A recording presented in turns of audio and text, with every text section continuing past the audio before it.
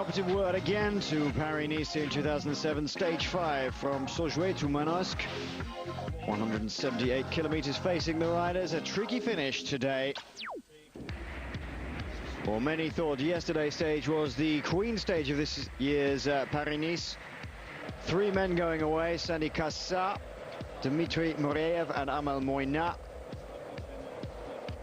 And the peloton being driven along behind them as they reached the last 2 climbs of the day. The second category climb here, just before the finish, about 20k before the finish.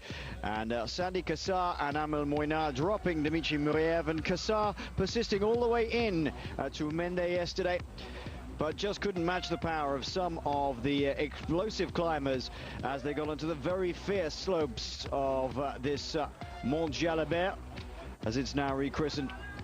Well, Alberto Contador was put in the perfect position by the Discovery train, looking more and more like they did a few years ago for Lance Armstrong, and launched himself off the front. More of a pure climber, Alberto Contador, and Jean-François Bernard's choice yesterday for victory.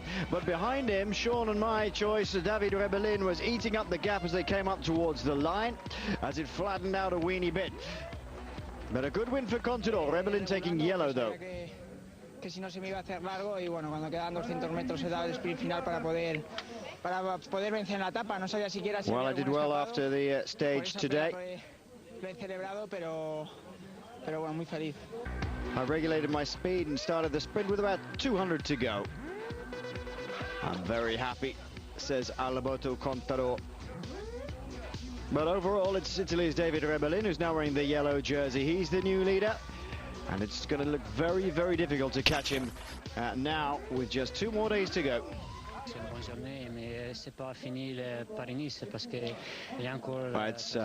a good day, but Paris-Nice isn't finished yet. There are 3 very difficult stages still to go, and they're going to attack and try and come back to me. I'm here to win. The objective was to win a stage, and now it's done. I am the leader. I'm very happy. I want to keep that yellow jersey until Nice.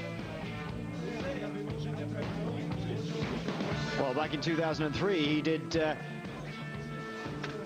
get a stage victory into Saint-Etienne ahead of Zarabatia and Vinokourov. So he has some pedigree in this race, does David Rebellin.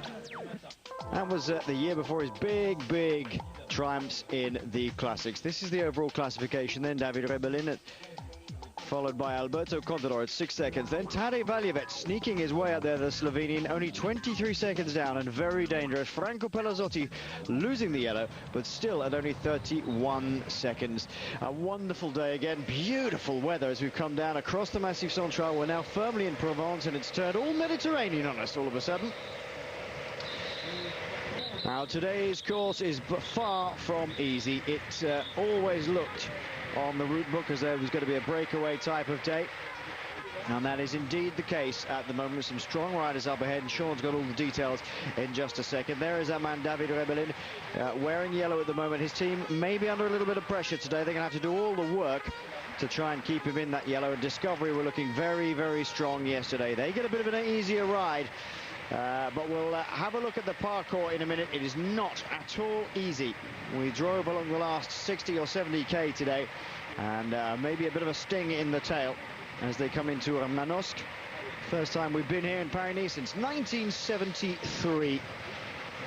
Little town perched on the top of a hill and surrounded by bigger peaks, which are going to cause a few problems a bit later on. We'll go through that in a minute. But Sean Kelly sitting beside me, winner of 7 editions of Paris-Nice. Not an easy day today, but as you predicted, breakaway going away, some 7 men still out ahead. Yes, well, certainly it was the day that we're going to see a breakaway, and the question was, would it stay away? And we look at the break at the moment; it's not getting any great advantage, as we see there with 79 k's to go, just over 4 minutes. So it looks like again that it's going to be difficult for this breakaway to stay away. Of course, Popovic up there is one of the men of that 7, and he's a danger man in the general classement. And of that 7 riders, you have Zabriskie is up there, as I said, Popovic Popovic, Moorhout from Rabobank, Van Summeren from Predictor, Bert Grabsum, T-Mobile, Jogan van der Walk from Quickstep, and Fischler, Murillo Fischler from Liquorgas, who we see a number of days ago in the breakaway. So not a perfect break to pull out a long advantage because of the general classement. As I said, Popovic is not that far off in the general, so they're not going to be allowed a huge advantage. Bit of a pity for the other riders really in the break that Popo made that little gap, but I guess what's the idea? Trying to force the Gerolsteiners to work a little bit harder than they perhaps want to, put them under pressure. It's a tough ending today.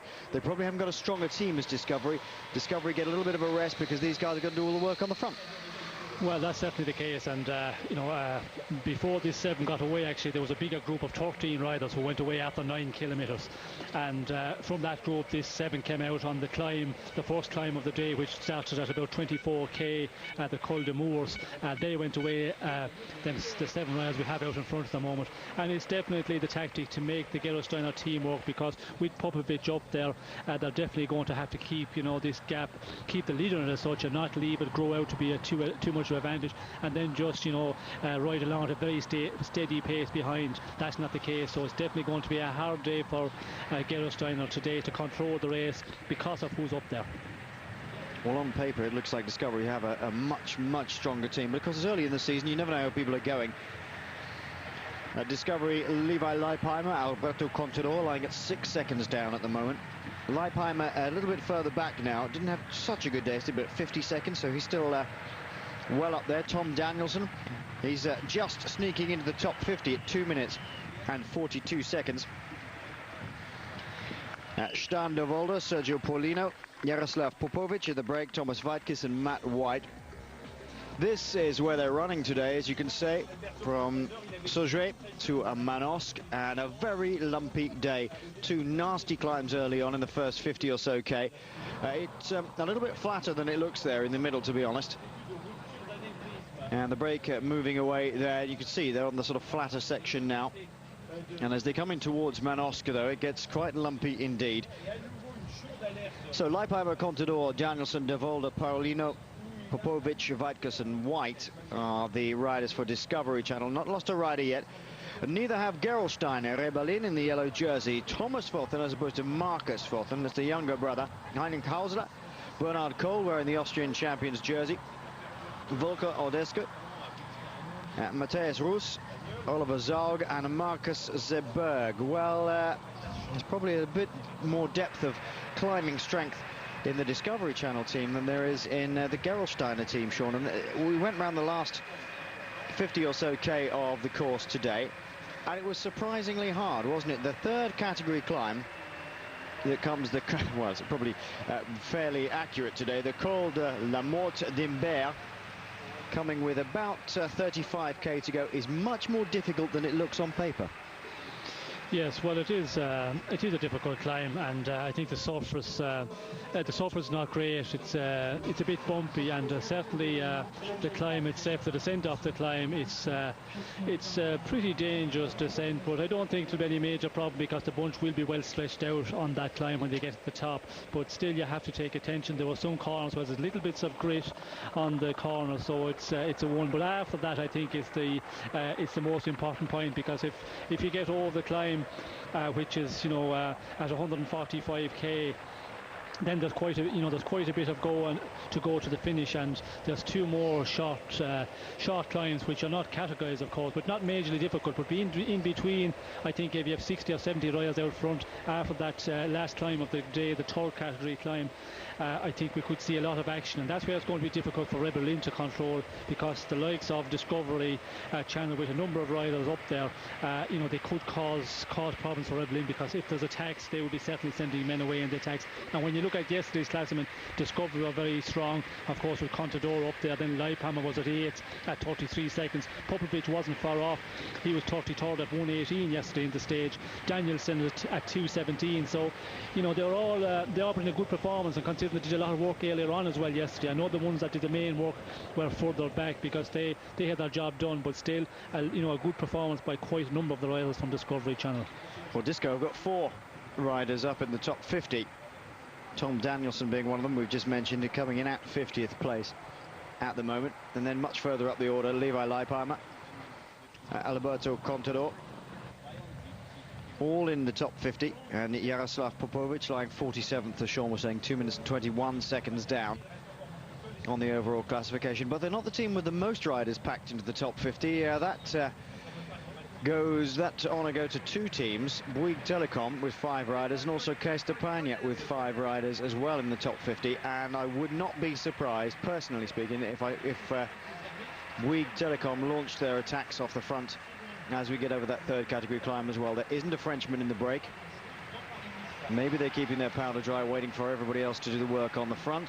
But I would not be at all surprised if they let Discovery do the initial attacking on that third category climb and then start launching some people off. Jérôme Pinot, their highest place rider at the moment, 48 seconds down, 11th space at the moment. Just below him, Thomas Voeckler at 58 seconds. Perique Federico, watch out for him today, and Voeckler. They're the sort of guys who might really give it a dig. Still those 7 riders persisting out ahead, just about 4 minutes the gap for these guys.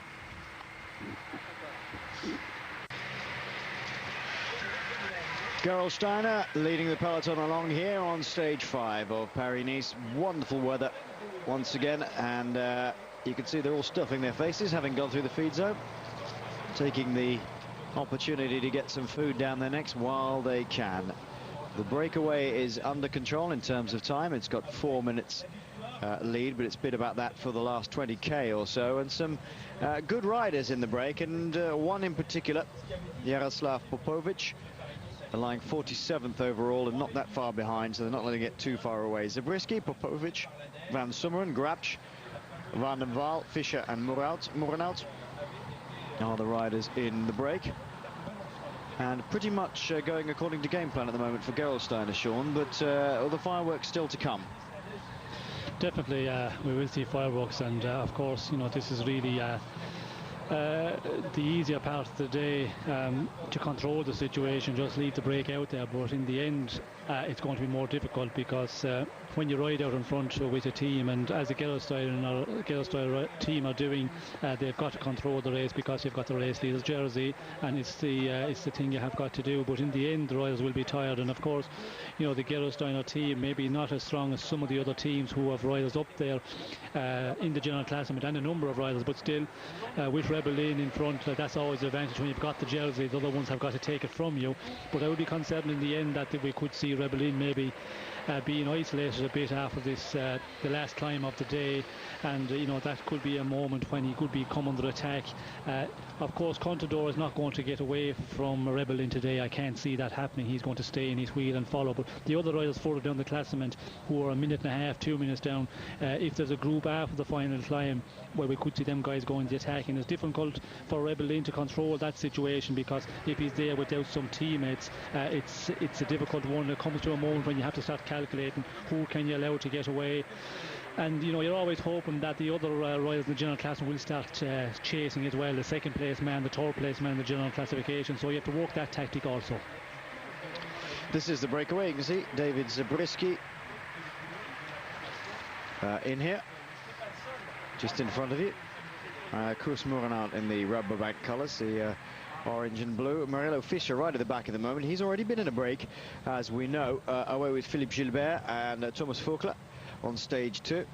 Voeckler giving him the attack in the last 3k, and really riding him off his wheel, which is unfortunate, because I think if they'd have stayed together a little bit longer, you never know, Voeckler may have taken that win into Limoges. Zabriskie, Popovic, Moerenhout, Van Summeren, Grabsch, Van der Waal and Fischer are the breakaway riders with 4:18 of a gap. Been 2 climbs today so far. The Col de Meuse, after 34 kilometers, was taken by Jaroslav Popovic. So 7 points to him will move him up the order, but nowhere near the top yet. The jersey, incidentally, when we thought it would slip away from Heinrich Hausler yesterday, has been kept by him by 2 points. So good on him. He's wearing it today, and you'll see him at the front of the peloton. Zabriskie get 5 points, Van Summeren with 3, Koos Moerenhout with 2, and Van der Waal with 1. Doesn't really affect the overall in the competition much. The first sprint of the day, Popovic taking that ahead of Van Summeren and Koos Moerenhout. So he gets 3 seconds, remember, as well as the points, which will affect things if he's allowed to stay away. Remember, lying at 47th overall, he now moves up to 46th. and could garner a few more points. But Grapsch took the second of the climbs, the Côte d'Agniel, after 68.5 kilometers, ahead of Morello Fischer, David Zabriskie, Jürgen van der Waal and Johan van Summeren. 67 kilometers to go then.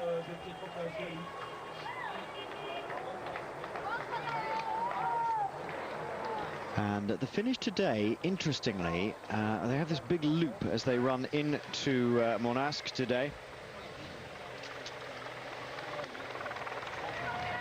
And they go out into the countryside, taking 3 more climbs. One stiff one, as we've said, the Col de la Morimbert. And then they go back over the Montferrand and the Saint-Michel Observatoire. Saint-Michel Observatoire is the first of the 2 hills, really something of nothing. It's not categorized, but a little dig and then a left-hand 90-degree bend.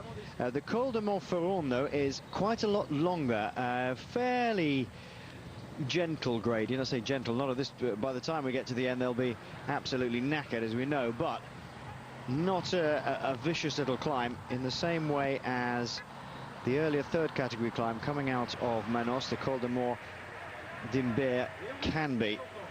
Well, they run in through Montferrand first, and these riders are getting up to that stage now, and then into Manosque, and then back out of Manosque, north and east and round in a loop over the Saint-Michel and back again onto Montferrand, but at a lower point where they came across earlier in the day.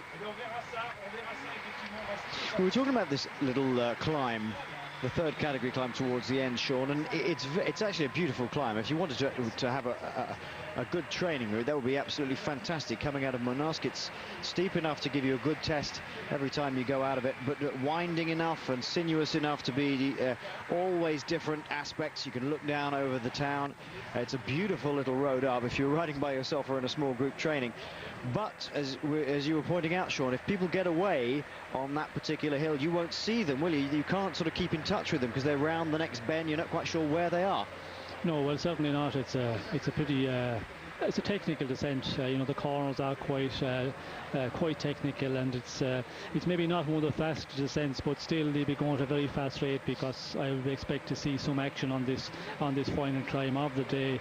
And when you have that on the climb, they're going to make the descent very, very quickly. And of course, when they get to the top of the climb, there's 32 kilometers to the finish, so it's definitely into the time of the race and when everything is to ride for. And I think it's all going to be important. The climb itself, the downhill, is going to be very, very important, and I could see some teams making it really difficult on the climb, because the Gerolsteiner team, of course, have worked a lot during the day. They have worked, put in a lot of effort to get to this climb. So, just to make it difficult for them, I think we will see some teams doing that, and to try and make it make a bit of a selection and see after the climb. On the climb itself, I don't think there will be any difference between the top men and the general classmen. But after the climb, I could see some problems, and maybe a group getting away in the last 15-20 k's. I guess somebody could try and control the pace of the group going up. The road's not very wide, so that might aid somebody trying to control the pace. But on the way down, as Sean was saying, it's not particularly fast because it's just too sinuous, too windy. One very, very nasty corner halfway down where the previous 2 bends are fairly relaxed. You can fly through them, and then all of a sudden it tightens up into a right hand. There is Armco barrier on the far hand side. We'll point it out as these guys go down the other side. But it tightens up and tightens up and tightens up, and there's no road to run wide on. So that's a very, very nasty right-hander. About a halfway down that last descent, the last categorized descent. And then it flattens right out, and the road widens. It comes down towards the national route, the N100. And that is a real flyer. People are going to be really motoring down that. Onto the 100, the left-hander at 90 degree, and then about 100 meters later, right, back onto the B roads and up towards Saint-Michel Observatoire. A little rise up into Saint-Michel and then flick left off towards Montferrand, but before that a long straight section. And we were discussing the possibility, Sean, as we were driving around, that if any of those groups of riders who are within the top 50, let's say within the first minute to 2 minutes, can get away, sneak away in a group, it's going to make life very difficult, not just for David Rebellin, but anybody with aspirations towards the top. Yes, well, of course, you know, the riders, as I said, who are up there on the general classement, and the riders who are a minute plus behind on general classement, they are going to try and do something if the opportunity arises in the last 20-25 Ks today. And with this climb, you know, I could see that you could have a group of maybe 60-70 riders, and unless you have a team who's going to ride on front and keep the pace very high, you're definitely open to attacks, and that would be the problem for the Gerolsteiner team. There might not be many riders up there, and who's going to, you know, set the pace on the front of that leading group? I think there could be a lot of, you know, tactics, looking at each other, who's going to start riding, and that's the time you're open to attacks. And that is the danger time when some of the riders further down the classement could slip away and, you know, pull back quite a bit of time if you haven't got the teammates with you to do the work on the front of the main bunch, or what will be left of the main bunch, let's call it, after this final climb of the day. Okay, well, that's had a good look at what we can expect in that last categorized climb of today's stage. Let's just catch up on the news then. 4 riders abandoning today. Eduardo Gonzalo Ramirez of Agritubal, Christophe Delatour of Francis Dujeux, and 2 from Crédit Agricole, bringing their total to 3, as well as Francis Dujeux to 3. Angelo Furlan went yesterday for Crédit Agricole. Anthony Charteau and Pietro Calchioli, who's been in trouble all week, have both abandoned today for Crédit Agricole, so an extra 4 gone.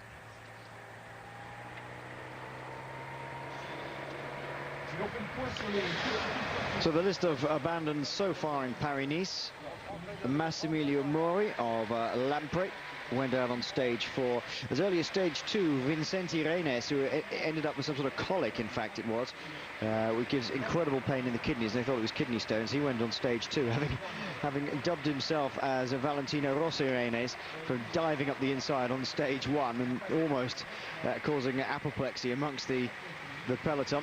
Kai Rouse went on stage 3, the big Dutchman from Rabobank. Benoit Vaugrenard, who was suffering on stage 3, withdrew on stage 4, along with Angelo Furlan. And Thierry Marchal going home yesterday because a 10-year-old doping case has been reopened and gone to court in Belgium, and Marchal was involved with the team and the team organisation that is involved in that investigation, and has gone back in case he has to give evidence within that case. Christophe Delatour, as I've said, Anthony Charteau, Pietro Calchioli and Eduardo Gonzalo, all pulling out today.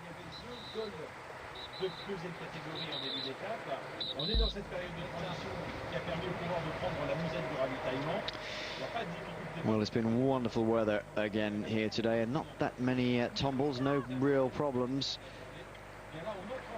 But not so in Tirreno Adriatico, Sean, is it? I mean, we've had 2 big crashes in Tirreno Adriatico, and as you were saying today in the car, I bet there's a few riders who wish they'd come here instead. It's been a good race, not that many injuries. Yes, well, of course, I think there will be quite a few regretting it, and because the good ones are getting this year, of course. A lot of them, I would say, looked at, you know, the conditions over the past 2 years in the Paris-Nice. It had been very bad for the past 2 years, but this year, what a change about, and it's just been, you know, such good weather right from the prologue in Paris right through, and it's going to be like this. It looks like that, you know, right to the end of the race. And of course, Torino, you know, we've been here the last day. There've been a lot of crashes and a lot of riders getting injured. Yesterday there was another one broke a collarbone, and one from, I think, Crédit Agricole. Of course, we see in the first days there was 2 riders went out as well. One broke a collarbone, and there was another one. Nicholas Roach actually was not Nicholas.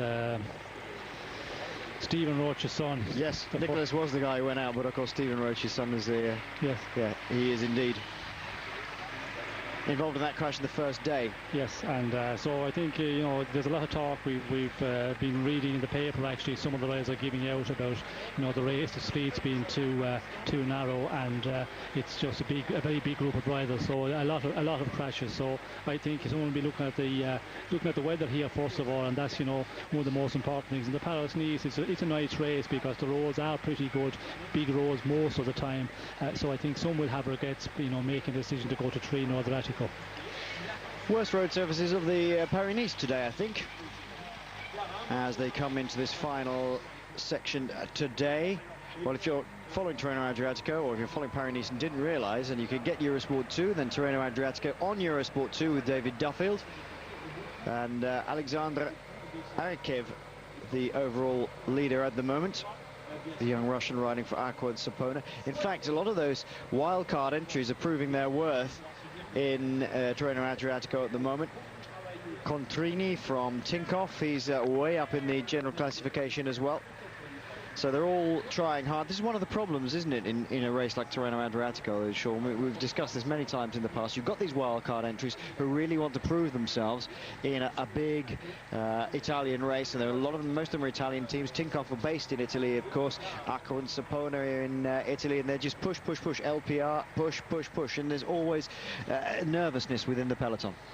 Well, of course, it's the beginning of the season as well, and that has always affected the riders are a bit nervous. Everybody is, very much eager to do well, and a lot of the times the smaller teams, when they get the chance to ride in a race like Tirreno Adriatico, because as you said, they got a wild card, so they want to prove something there. They want, maybe for the Giro, if they put up a performance in the Tirreno Adriatico or in a Paris-Nice, well then for the big tours like the Tour of Italy later on the year, possibly to get a wild card, it's always a better chance when you can throw in a performance. So between those teams, the wild card teams, they always want to better each other, because there's only so many invitations for the Tour of Italy, and everybody gets a wild card invitation, but Tirreno might not necessarily get into the Tour of Italy. So for that reason, I think some of the smaller teams really push it. And I was reading, Pataki was talking, he said that a lot of the smaller riders were taking huge risks in the finish, and he said, I'm not here to do that. He said a number of days away from Milan San Remo, he said, I'm not prepared to take that amount of risk for a stage win in Tirreno Adriatico. Fair enough, as far as I'm concerned. Well, they're going through they've just gone through the sprint point at La Bastide des Jourdains. No effort to outsprint anybody else. They're just trying to work together as a group of 7 and stay away. Marilio Fischer has been pretty much on the back most of the time that we've seen him on screen. Not really surprising. He did an awful lot of work the other day with Faulkner and Philippe Gilbert.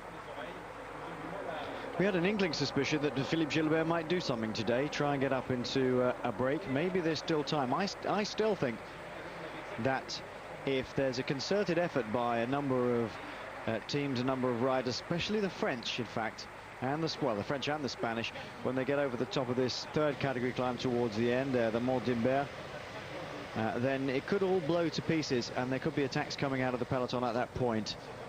We shall just have to see. Gerolsteiner keeping it nice and fast at the front.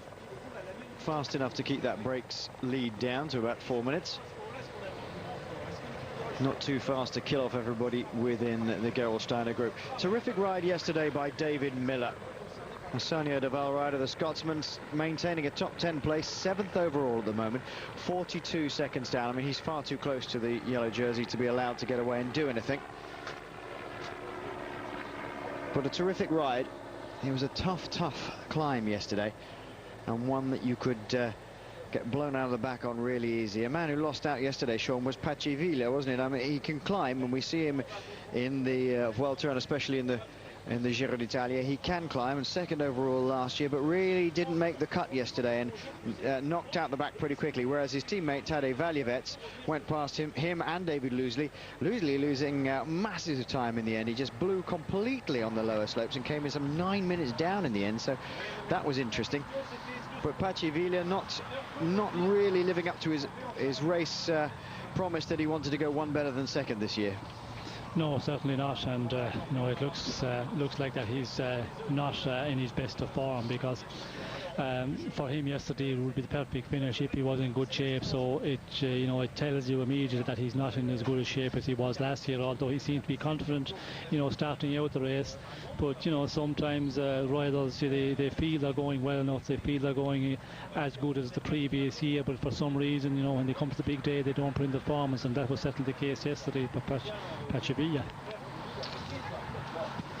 Very much a Mediterranean environment now here, firmly in Provence.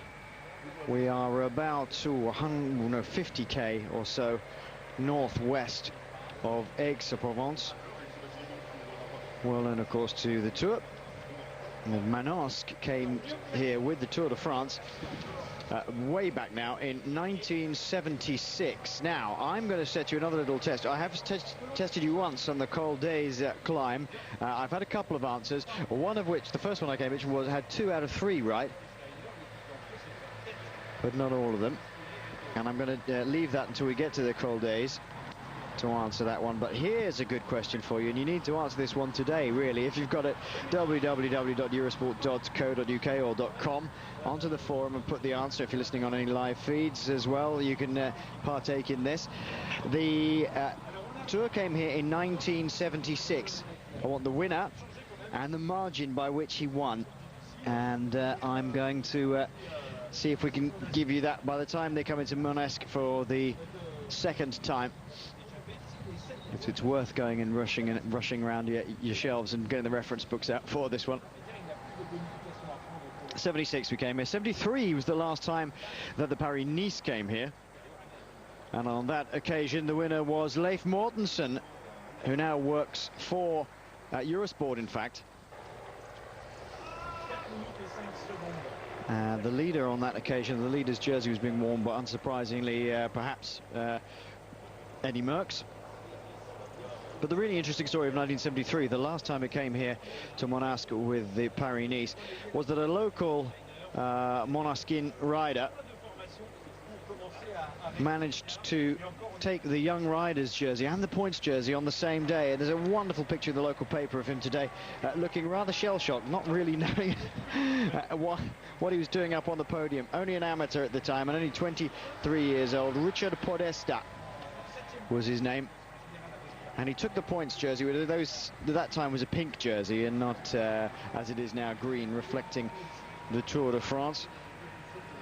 And also the Young Riders jersey on that day, and really catapulted himself into the big time. He turned professional the next year, did Podesta, and rode in the Tour de France in his first year, but unfortunately had to abandon just 3 days before the end of the Tour. He did ride with the Deceuninck Lejeune team for 3 years, but sadly after that couldn't get his contract renewed and lives still in the area. I wonder if he's knocking around the finish today. We haven't seen him, but Richard Podesta, 1973, the local hero and the local paper, giving over an enormous section of one of its sports pages to him, with, I say, that picture on the front of him in the Young Riders jersey, looking a little bit shell-shocked as to why he was there. That's what makes these races great, you know. Suddenly somebody will pop up from nowhere. It used to be far more the case when there were locals and amateurs who probably knew the area and could mix it with some of these bigger name riders. They're absolute heroes. A bit more difficult now. We have the Pro Tour, and the whole professional game has lifted itself quite a bit. Significantly hotter today, and there's Heinrich Hausler, who managed to hang on to that mountains classification jersey yesterday when we thought he probably wouldn't, and now trying to work his way gently back up to the back of the peloton. I didn't see him have a problem, Sean. I don't think he's collected any water, so he must have been back to speak to the car, or had a problem with the bike there. Yes, well, we haven't seen him having a problem there. It's surprising to see him going that far back, because normally, you know, if you want to speak to your director, you just put your hand up and the car comes to you, which is, you know, the way to do it. You don't go back in the line of cars. You just allow the car to come to you. So I'm surprised to see him back there. What the problem was? Maybe he had a puncture and we didn't get a shot of it on our screen. This is the Côte de Montferrand. Third category climb. This is the first time they go over this. They don't go over this summit again, by the way, of the Montferrand. They come down the other side into Manosque, and then back out through the center of Manosque. I think it'll be absolutely packed down there now. It was, every shop was closed by lunchtime today in Manosque, and everybody was out in the streets, in the cafes. A very, very Provençal, very Mediterranean atmosphere here. Quite different to on the other side of the Massif Central we were a couple of days ago. And the cafes pretty much packed. I would guess that the roads are being filled up slowly with spectators. Big lanky guy, isn't he, Von Summeren? We'll get up the top of this Montferrand and then down the other side into Manosque and out again through the streets. It's a little one-way system. I'd love to know why, by the way. You'll see when you get in the centre of town. Why do the French cut the tops off trees? It's not even pollarding in the traditional sense. They just chop the top off. Looks most bizarre. They don't look anything like trees. Oh dear. Is that Laurent Lefebvre? It is. Laurent Lefebvre having a bit of a trouble at the back here to hang on. And just tapping away now, Sean. He's going to be doing whatever he can to get to the end today, I think. Yes, well, it's not normal to see him going out this early. Maybe some problem, and there's quite a few riders who I was reading on the report from the doctor of the race where there was a few riders who had stomach problems, and so I can't remember if he was one of them now, but he must have some problem going out this early, because really the bunch are just going along at a pace which is nothing close to the 100%, so for him to be going out there, he must have some problems. Yeah, he's been suffering, I think, all week. 11 minutes and 33 seconds down on the overall classification. Only one of the Bouygues Telecom rider lower placed than him, and that is Nicolas Crosby. If you remember, Nicolas Crosby last year riding for Agri Toubel went away and got nearly 30 minutes in the break here on Paris-Nice, and it was left down to the big teams, and there was a big argument between the teams, in fact, about who was going to chase him down. And eventually the Quick-Step team took up the cudgel and off they went. Just shows how political the cycling has become, because it was suggested that there was some sort of collusion between the French teams and the ASO that let Crosby, a Frenchman, get away. The Belgians were saying that, but comes to nothing, of course, all rumour.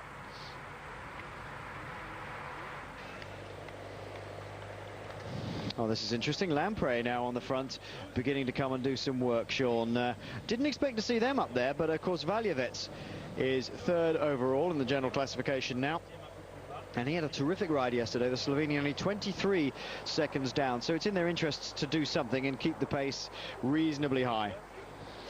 Yes, it certainly is, but I think the main reason they're keeping the pace here is just to make sure this break comes back, because I could see Bennati, getting all these climbs today and coming to the finish.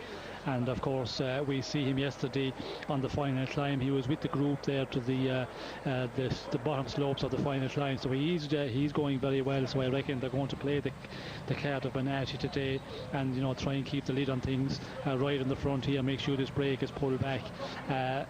So I think that is the reason. I don't think they're riding for this for Valjevets because the position he's in third position. I don't think they'll be doing that at this moment. Now we've mentioned that the descent from the initial climb out of Manosque is pretty slow and quite dangerous, or could be potentially dangerous. Thank God it isn't raining.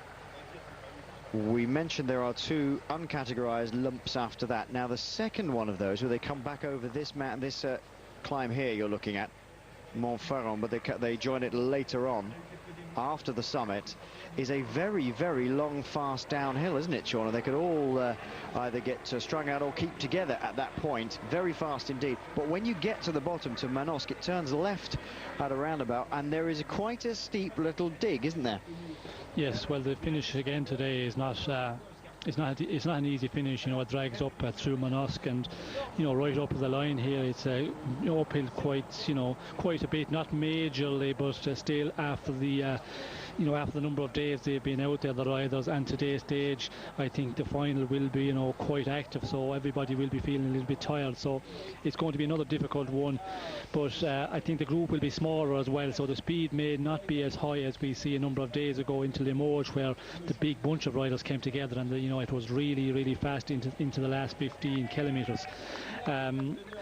I think today it won't be that case, but still it will be a difficult one. But again, Bennett, I think if he can hang in there in the leading group, well then in the sprint, you know, he's been sprinting so well, and he's showed that he's in very good shape. He would be, for me, one of the men that could pull the stage pick today if it comes down to a sprint. If they stay together in the main group, as I say, unless there could be a breakaway later on in the stage here on the final 15-20 k's as well. Yeah, well, that's my sneaky suspicion, is that 2 or 3 riders, or maybe more, will try and get away in a break. Maybe could be significantly more. It could be quite a large break getaway after that third category climb towards the end.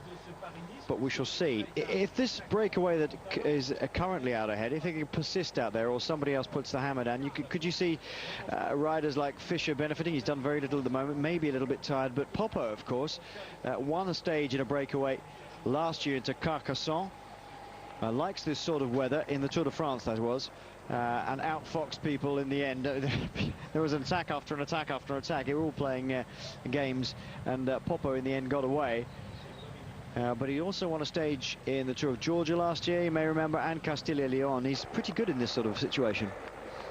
Yes, and we remember that stage that Popovic won, actually. Bernardi was also up there on that breakaway, Oscar Ferreira, and there was a little bit of rivalry between the Royals up front. But I think, you know, the break out front, it's going to be, you know, maybe difficult for them, because when you look at the general classement, of course, we mentioned Popovic is, you know, quite a danger man up there in the general classement at 2 minutes 21, but also Van der Walle, he's not too far off. He's at 2:43, so, you know, quite a few riders, you know, not far off from the general, so they'll be not, as we have seen all during this stage, they're not being allowed to pull out any big advantage at all.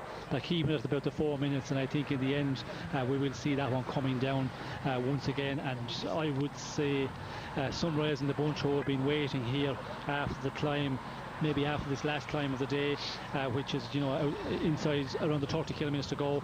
From there on to the finish, I think we could see some of them maybe trying to go in the attack. 3:45 then, the gap back to the peloton from the breakaway riders as they go over this Montferrand climb. Here you can see the road surface not so good now.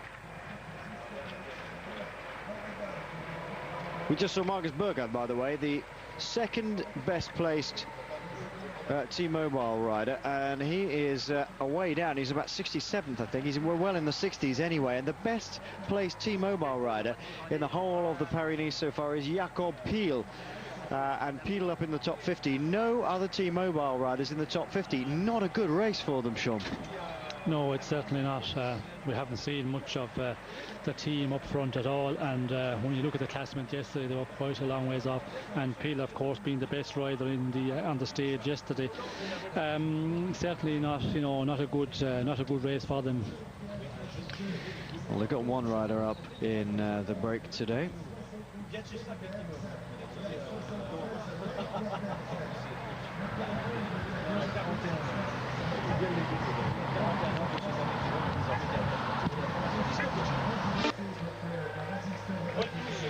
Seven riders still away, 3 minutes and 25 seconds now the gap. There's Koos Moorhout, the big Dutchman riding for Rabobank. And this group, part of a larger group of 13 going away after kilometre 9. But Grabch in your shot there, moved to T-Mobile this year. Completely new structure for T-Mobile. There's the danger man, Jaroslav Popovic. Johan von Summeren going through. Jürgen van der Waal, well, he's done an awful lot of work at the front for Quick-Step, and the fact that Tom Boonen was suffering yesterday and waved the camera on and didn't want him to see anything, I think has freed Jürgen van der Waal to actually go and do something today. It seems pretty obvious, I think, to Boonen that he's not going to manage to achieve anything in the way he'd want to. So maybe a change of tactics for Quick-Step. David Zabriskie just sitting in there, not doing an awful lot towards the front. Neither is Murilo Fischer, who's been sat right at the back, the Liquigas rider. But he's been working very hard in the last few days for Pellozotti, and was in his own break, along with Philippe Gilbert and Christophe Laurent, and then Thomas Voeckler as well. Voeckler riding him off the wheel in the end. Unfortunately not being able to take the victory into Limoges, but that's the way it goes. 3 minutes and 15 seconds, Race Radio is now saying. 3 minutes and 15 seconds between the Lampre-driven peloton as they come over this third category Mont Faroun climb and down into Manosque with 46.2 kilometers to go, and that's all going to start kicking off soon, Sean, I think, when they get to this last climb of the day, the Col de la Mort d'Imbert. They are running through the middle of Manosque. It won't be very long before they get there either. The riders in the gap there at the breakaway will be almost there, and it's a fabulous climb. It really is super. If you ever come out this way in cycling and you come to Manosque, try this little climb over the Col de la Mort d'Imbert, because as a loop it's just fantastic. It's about 32k between Manosque in this big loop. It goes out on the D509, crosses the N100, back onto the D509 again, and then runs back into Manosque over the two little climbs of Saint-Michel-des-Herbotois and Col de Montferrand. And a really, really fast run downhill into Manosque again as a training run or a bit of a holiday run. And we saw some guys out in the tandem today, small wheel tandem, so David Duffy will be happy. It was superb. Well, it would be certainly superb to go out and ride it on a training, casual ride, but I think a lot of the riders might not be agreeing with that this evening, because on this climb, Col de la Mort d'Imbert, Col de la Mort, of course, means the col of death. Yes, the col of death. Yeah. I think it will be the case for quite a lot of riders here, because there will be a very fast pace being set, and it's the one where it's in the stage of the race when you get to the top. The descent, as we said, pretty technical. The riders will be aware of that through their earpieces from the director sportive. So I think position will be very important, and when you have a situation like that, everybody wants to be in the top 25 riders, 30 riders going up the climb, and certainly towards the top to make the descent in a good position. And for that reason, I think the pace will, be really high, and a lot of riders will suffer, and we will see the peloton, I think, blowing to pieces on this one. Thanks, Matty B, and thanks, Hugh. I don't remember asking this question last year, Hugh, but there we go. 1976 into Manosque, José Luis Verro. 22 minutes and 50 seconds was the gap from his victory that year to the second place man, Gerben Carstens. Third was Freddie Martins, your old team leader, Sean. It was 22 minutes and 50 seconds down. Nobody would have liked that, would they? Well, this is a different era. They didn't have earpieces. Nobody quite knew what was going on. They just let him go and go and go. Well, it's amazing, like 22 minutes. He must have left the night before. No, but yes, that's something, 15 years ago we see that in all races. The Tour de France, also we see, riders getting away and finishing, with a half an hour ahead, and the next day losing 45 minutes and, still in the race. Of course, at that time, that's, 35, 40 years ago I'm talking about, because of time delays weren't in existence at that time. Where now, of course, we have the time delay in the races, so you cannot finish really far down. But also we don't see riders finishing with that huge amount. It's rare. We have seen the Tour de France a number of years ago when Eric Decker won into Port Allier, I think it was, and it was around the half an hour, very close to it. But it's becoming more and more rare, and to see that. But 30, 40, 50 years ago, it was a thing which happened every couple of days in a race. Yeah, interestingly though, isn't it? Now we're talking about, we have the debate every year about whether race radios are a good or a bad thing, and by and large, it does mean we've seen less of these breaks where they catch the peloton unawares or the favourites unawares. But twice this week, we've had people in two different races doing the same thing. Tom Bonan raising his arms thinking he'd won the sprint 2 days ago when he hadn't, because Alexander Kolobnev was up ahead, and Bernhard Eisel doing exactly the same thing yesterday in Tirreno Adriatico, thinking he'd won. Yes, well, when Bonan actually did it 2 days ago or 3 days ago, I said, you know, certainly he, you know, wasn't aware that the riders out front covering left. And you know, when you see the cars out in front, you know, people were saying after the finish, well, did he not see the cars? But if there's a rider up the road or a group of riders up the road or not, the cars are up there anyway, because, you know, there's always the lead cars out in front, and when there are a number of riders in front of that, you cannot see them because, you know, they're covered by the cars or in front of the cars. And the situation was when you have a breakaway and somebody goes away in the last 10 kilometres, which in that case that was the situation. You know, riders, they see the brake being caught and they don't realise that there's one rider gone ahead. But as you said, you know, with the earpieces and the radios today, you would expect the team director, you know, to inform the riders up front. But sometimes in the final, you know, there's so much happening. A lot of the time they put out their earpieces well in the last 20 k's because, you know, they're going at such a rate and they don't want any distraction as they prepare for the sprint. So I didn't hear exactly what was the problem with Bonin, but I think you know, the earpieces were taken out. But surprised that everybody you know, had the earpieces, but the ones that have it in, maybe they were too far back, they weren't able to get to Bonin. So, you know, it does happen, and I certainly, you know, had it in my career where I made the mistake as well on 1 or 2 occasions. And we spoke to Rolf Sorensen also, and he also had it during his career. So I think there's a lot of professional riders who make that mistake during the career. Talking to Rolf, he's here for Danish TV, as he is on the Tour de France as well, and he's pedalling the last few K of every stage. We didn't see him today, so I think he's probably on a rest day today. He's funny how the rest days come when it gets hilly, but he's you go up to him and you say, how far are you doing every day, Rolf? Oh, I'm doing about 30k, 40k. Then somebody else go up to him and say, how far are you doing every day? Oh, I'm doing about 50k, 60k. And then somebody else will ask him, I'm doing 70 or 80k. So it goes up and up and up. But you're looking in reasonable shape, and hopefully I'll be doing a bit of a riding, or Sean and I will be doing a bit of riding with him in October in Tuscany. We never know.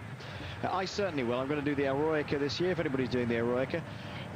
Myself and British journalist Richard Hallett are going along as part of a Brooks team, riding a 1952 Flying Scot.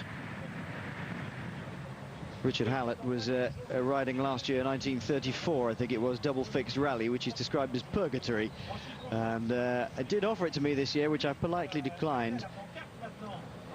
Just a few bits and pieces to get together for the Flying Scot, and if those of you who are doing the Eroica, I'll see you there.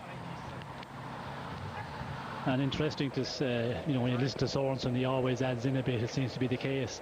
But, you know, an ex-professional, he's tried to, you know, make himself believe that he's doing a bit more kilometres every day. But when you look at the amateurs and the cyclo sportifs, they always tell you they're doing very little, and actually they're doing much more. Yes, so yes. It's the other way. They, you know, they always tell you, well, I haven't been out, this is not going, and I had a problem, and the weather haven't been great. But when you go out with those guys on a run or on a randonnée, they are going so well. It's, you know, it's not possible for them to be going that well without doing a lot of kilometres. So some of the guys, you know, they add on a bit, the ex-professionals, especially as Sorensen has been doing this week. But we've had first-hand experience, haven't we, of those cyclo-sportive riders in the last month or so who've said, oh, I'm not doing very much, your work's too busy, the family's too busy. When you get with them, they just rip the legs off you. We were both riding with a few of the guys who are doing the London to Paris event this year in Tenerife, which, if you've never been to Tenerife, is just the big top of a mountain, big top of a volcano sticking out the sea. It's the highest mountain in Spain, Mount Teide. And every day they'd say, oh, I haven't been doing too much, and every day I get dropped. Although we did get them on the downhill. In fact, we were saying that today. Sven Thiele, if you're listening, the downhill is not for you today on this last climb. Might be for us, but not for you. It was the only place that we could get some of them on the downhill. This is true. 2 minutes and 50 seconds is the gap now.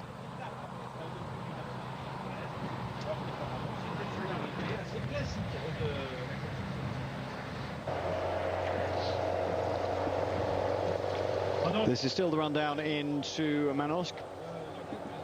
And it's a very fast rundown, actually, isn't it, Sean? All the way off the top of this Montferrand climb. Yes, it is. It is a good descent. That one run down is a good one. As we see here, they're coming through this area we talked about earlier.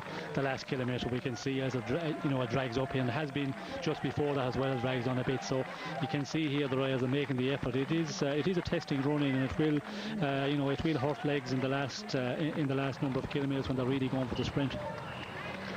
Yeah, it flattens out at this point, but that's a nasty little dig there just as they come under the 1k to go banner. And you can see the nightmare trees. Looks like something out of a Tim Burton novel. Film, sorry. Still running down into Monasque. The 7 riders away with about just under 3 minutes of an advantage as they go into the last categorized climb of the day. David Zabriskie from CSC, Jaroslav Popovic of Discovery Channel, Johan von Summeren of Predictor Lotto, Bert Grabsch of T-Mobile, Jürgen van der Waal of Quick-Step Energetic, and Morello Fischer of the Liquigas squad, and Koos Murenhout, the Dutchman from the Rabobank Equipe. One other thing worth of note, at the bottom of that fast descent that the peloton are on now, there's a very tight roundabout where they have to go either side. It's right slap bang in the middle of the road. It's not one of these ones where you can pick a faster line if you go the wrong way around it, so to speak. It is pretty tight, and they'll have to watch that on the last descent down there as well. This then is approaching where the arrival will be. You can see up and to the right there where those 2 yellow banners are. That is the finish, and they will go up there. Now they are on the loop, the first and only loop out of here. When they come back up there, they'll go straight on for the arrival.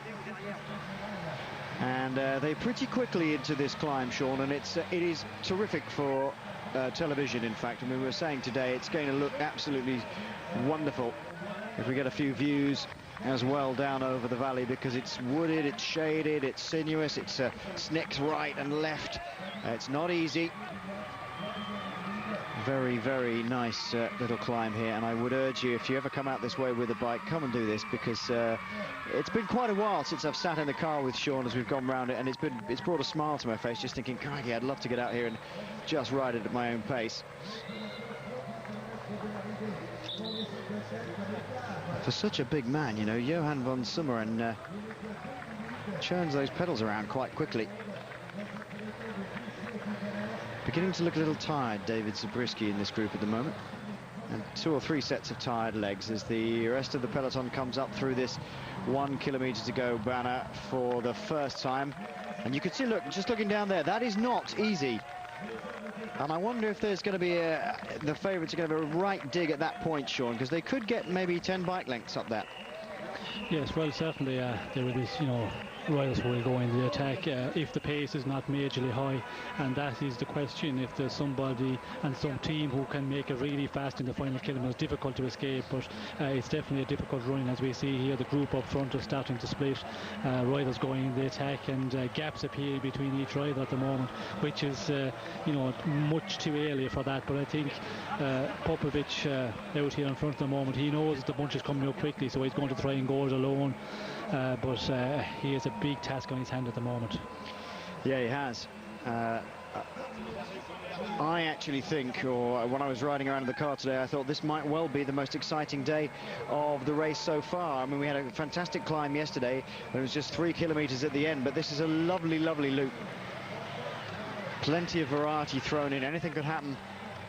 2:45 the gap, and Jaroslav Popovic beginning to put the hammer down. He's riding everybody off the wheel at the moment. And we're into this climb now of the Col d'Amont Imbert. So the death of Imbert, this is called, this climb. It could be the death of a few of the riders in the group today.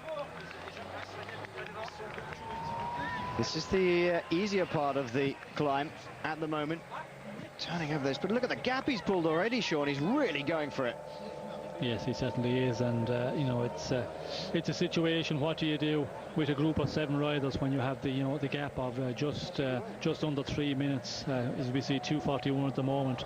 If you stay together with the riders, there's always riders who will try and sit on and get carried along.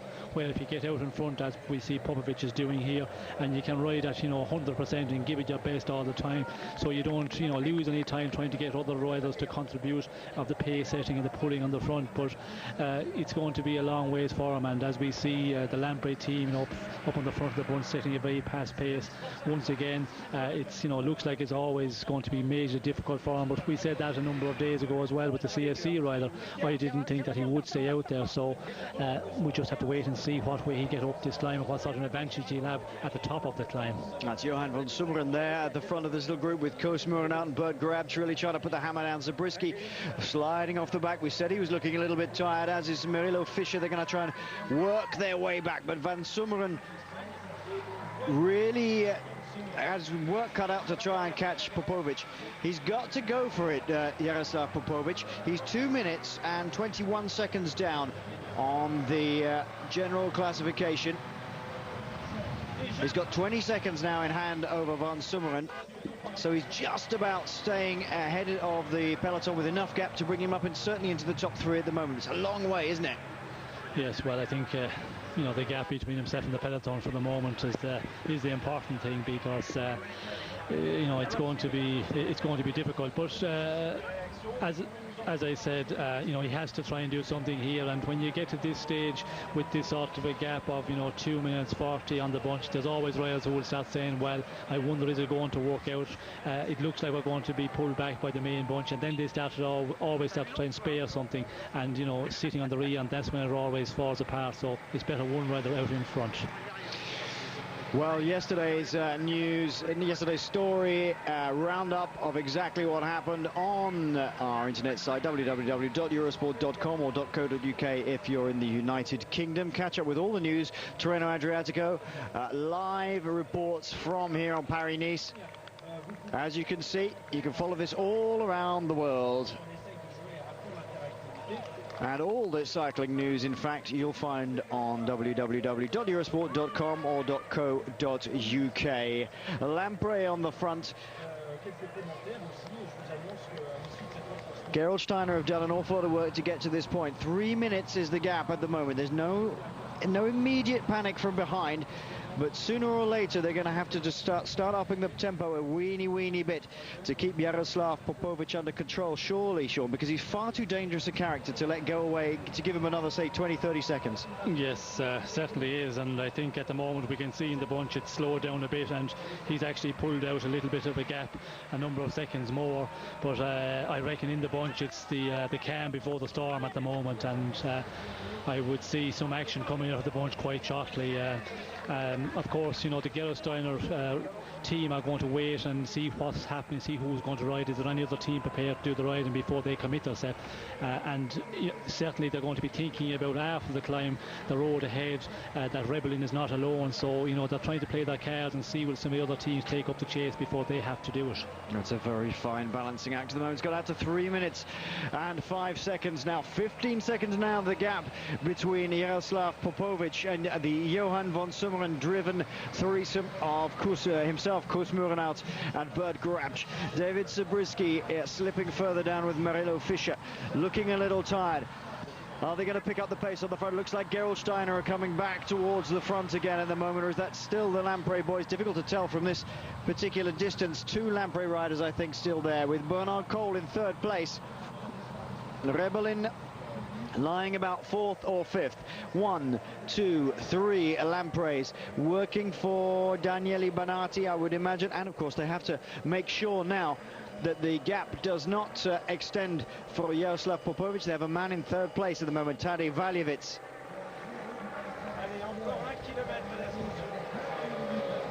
1k to go to the top of this climb for Jaroslav Popovic. Oh, that's hard work by those two, but they've got back on. Van Summeren, Grabsch, Koos Meurenhout, Murilo Fischer and David Zabriskie back together. About 15 seconds the gap to Popovic. It's an interesting... Oh, that's a mask of pain for Zabriskie, Sean. That's really hard work.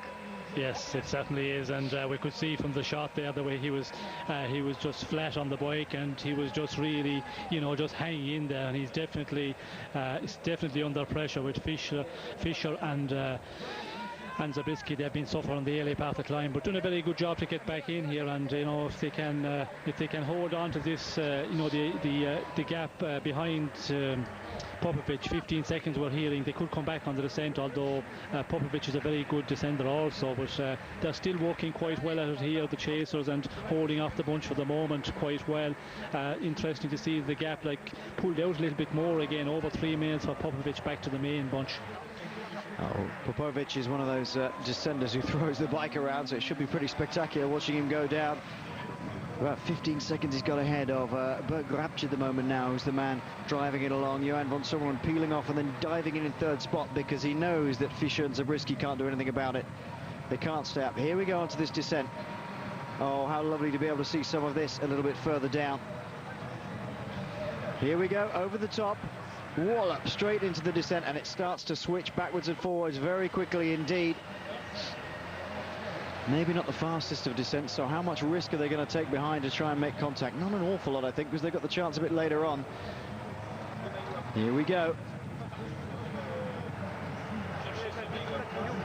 And through this lovely shaded descent, but you get a little bit of a false impression of what the road surface is like.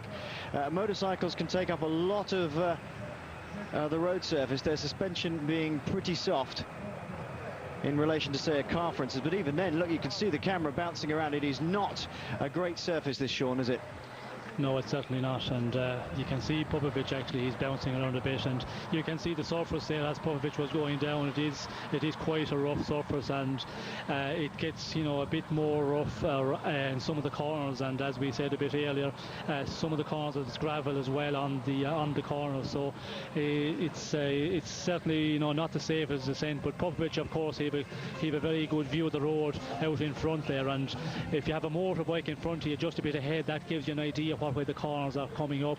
You can see the line of the motorbike, so that gives you a bit more of an advantage. But certainly, you know, when you're on your own with a small number of riders, it's a bit more safer than in a main bunch of many riders. Well, I've just noticed there, in fact, the road is pretty narrow here, and somebody already just running off the road, even at that slow point. Here is back with Jaroslav Popovic, and not very far now, this guy, from this very, very nasty corner. Down at the end of this particular stretch, I think it is, they turn hard right. There's Armco barrier in front of him, but he sort of runs out of road fairly shortly. I don't think he's gone past it yet. He's a good descender, is Popovic, though. He lives in Italy. He'll be very used to this sort of surface, used to this sort of width of road as well. 3 minutes of this is the corner. Oh, be careful. Oh, good man. That's a nasty, nasty corner, and we'll have to see what happens there. 3 minutes and 30 seconds now is the gap between Jaroslav Popovic and the rest of the peloton. This guy is making a bid for the top, Sean.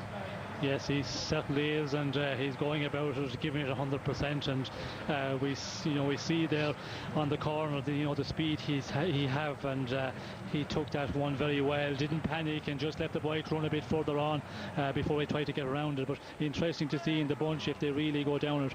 The last shot we had of the main bunch, they seem to be slowed up quite a lot because they were very much grouped all over the road, and that tells you the pace have dropped quite a lot. Well, from here on in, it gets a little bit easier in terms of descent. Excuse me, by the way, if you hear me sort of munching and slurping on throat pastils. I've had the most appalling cold for the last week, just trying to keep the voice together, and today I don't want to lose it because this is really, really super stuff. He's running down now towards the National Road, the N100, much wider now, more flowing corners. Across this bridge here, hangs a hard left. And then right again, eventually running out to the N100, takes a sharp left and then about 100 meters and then right again. And then it sort of opens up into flat country with a little rise up to Saint-Michel Observatoire. And by that time, I think if he gets over the top of that little climb at Saint-Michel and in towards the last climb of Montferrand, there will be panic behind Sean, because they will suddenly realise, they must realise already, some of these guys, Lampre and Gerolsteiner, that he's opened up a minute on the last gaps that they saw. Here they go down the hill. They know he's ahead. 3 minutes and 25 seconds now. Here's the gap. And the race is well and truly on. One Lampre rider and three Cees de Pan riders now coming to the front, descending, flying down the other side of him. Maybe they know that the Gerolsteiners are under pressure. Maybe they can see them already beginning to lose contact on the descent. David Rebellin will really be the man struggling if some of the other teams start breaking things up. I don't think his Gerolsteiner team have it on paper in terms of strength. And they've been doing all the work on the front of the moment. This man has pulled out to a gap now is 3 minutes and 25 seconds. And at one point, the breakaway that he was in got down to 2 minutes and 12. So he's done a fabulous job so far, Sean. Can he hang on to this sort of gap to the end? Well, of course, you know, around the 27 or 8 kilometres to go, maybe a bit less for Popovic here, but in the bunch I think there's a lot of teams who have numbers of riders up there, including Gerolsteiner. I would think they have quite a few riders still present, because on that final climb there was no big battle in the main bunch, because, you know, we can see the way they didn't really pull anything back, and Popovic is pulling away actually on the climb, and that tells you. But also you can see the bunch very much across the road, a big group of riders, and that tells us the pace is not being high. So quite a lot of riders I think present in this main bunch. And when we get down off of this descent and we get into the, you know, the bigger road, it actually gets a bit larger, the road, and the next lines are quite large. So I think we will see that gap coming down, because many teams I think will be prepared to give it give an effort on the front of the bunch to try and close this down for the stage victory first of all, and, you know, with the view of maybe the general classman to do something in the final kilometres with their riders. Well, look how much the whole thing's strung out now. That is the rider, in fact, who went off the road just a little bit earlier, and that is Rembert Weilenga, and just ran a little bit too wide. And look, we got a Gerolsteiner right at the back here, a couple of the Bouygues Telecom boys as well. That surprises me. I should imagine that they want to get up to somewhere towards the front. They've got 5 riders in the top 50 of Bouygues Telecom, along with Kees de Pagne, who are on the front at the moment. Now they will be coming past the little village of Dauphin very shortly. That huge big sandstone outcrop on the right hand side where Dauphin's built on the top of. Still, of course, the riders stuck in the middle between Jaroslav Popovic and the main peloton body. And I wonder how quickly they're going to get eaten up, Sean. Well, I think it'll take a little bit of time more, because we know the advantage 3:25 from Popovic back to the main bunch, but over race radio and getting 40 seconds, actually 42 seconds at the moment. So, you know, if they work together, 6 riders as a rider go down. That's one of the Euskaltel riders on the deck, and that looks like he's collided with somebody in the back. Here we go. Oh, I think he's collided with another rider and gone down on the floor, trying to keep in touch. Now, who is the rider there? Difficult to tell.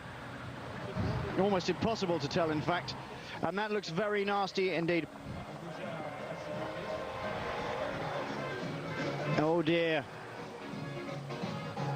Well, we hope this is all right, because I think he's collided with another rider trying to run that. Is that? I wonder if that is. Can't possibly be Sanchez. He'd be up towards the front, I'm sure. If he possibly could be, he could be have been really hanging on hard. Well, it seems to be on the straight part of the road, actually. He comes down, so I'm just wondering if he got a blow, a tyre blowout or a tubular blowout in the front, and maybe not able to control it, because I'd be surprised if he touched anybody on this end, but it can happen, of course. And it looked like his front wheel or his front tyre seemed to be off the rim, actually. Could well be. He went down by himself. I mean, it would suggest that perhaps something happened to him in isolation rather than with anybody else. Jaroslav Popovic looking a little less fired up than he was. He's still giving it everything, but I think the effort up that last climb of the day, maybe in the legs. Well, he's certainly doing exactly what he has to do, and attacking on that last climb, trying to pull out enough gap to move himself right up the overall classification. Started at 47th this morning at 2:21. 3:15 is now the gap, so he's still in the yellow jersey position on the road. There is that outcrop of Dauphin, the swing right. We're still to have confirmation of who it is who's gone down on the deck. I'm afraid we didn't get the chance to even see the face, to be honest. Well, splitting again now. The chasing group re-splitting, and I would guess that is Zabriskie and Fischer off the back of Bert Grab, Johan van Summeren and Koos Murnau. Kees de Pagne now on the front pulling things along. They do not want to get away, or let Popovic get away any more than they can. They've got 5 riders in the top 50. The best placed at the moment is David Lopez. 9th spot, just 43 seconds down. Luis Sanchez, that 16th place at 55 seconds. Joaquim Rodriguez is at 18th, just at 1 minute and 3 seconds. And then Francisco Perez at 2:02. And finally, Aitor Perez at 2 minutes and 19 seconds. 5 riders in the top 50, and the same for Bouygues. And we haven't seen Bouygues at all on the front, Sean. I think that's possibly because they've sort of been playing in the breaks all week. But I wouldn't be surprised if somebody attacks a bit later on.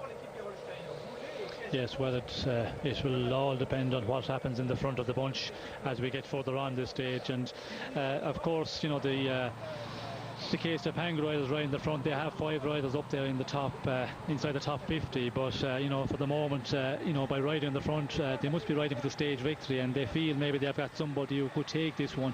And of course, it is one of these finishes where, you know, it's as we see that ramp just after the kilometre to go, it's a quite difficult one, and then it drags on right up to the finish. So you know, I think just for the stage victory, they might be riding for more than general classement at the moment, because you do not put a number of riders out there just for to go in the attack a bit later. I think it's they're thinking about the stage victory within the team. Well, they've got a whole number of riders who could do well in a stage victory. At the moment, there's Aitor Perez, I think Luis Sanchez is on the front as well, and certainly Garcia Acosta third in line. Who they'd want to launch up that final little incline, I don't know at the moment.